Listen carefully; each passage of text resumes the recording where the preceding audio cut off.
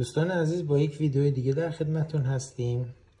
من میخواستم این فیلتر فیلیپس رو معرفی کنم بهتون. فیلتر آب فیلیپس هست که در آلمان میتونید تهیه کنید. ما آنلاین خریداری کردیم. این فیلتر برای حمام استفاده میشه، برای دوش. متاسفانه بعضی از شهرهای آلمان آبش یه طوری هست که آهک زیادی داره و باعث ریزش مو و لک شدن دیوارهای حمام میشه. این فیلتر فیلیپس ما تهیه کردیم، داره 3 فیلتر هست داخلش و در مسیر دوش آب نصب میشه و نصبش به راحتی انجام میشه. بعد به مدت تقریبا 6 ماه کار میکنه.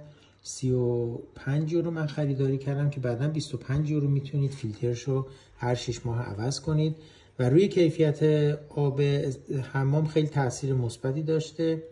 ما الان 2 ماه که استفاده کردیم، لک های خیلی کمتری روی دیوارهای حمام هست و امیدواریم که برای ریزش مو هم مفید باشه. این طبق ادعای شرکت سازنده این فیلتر هست.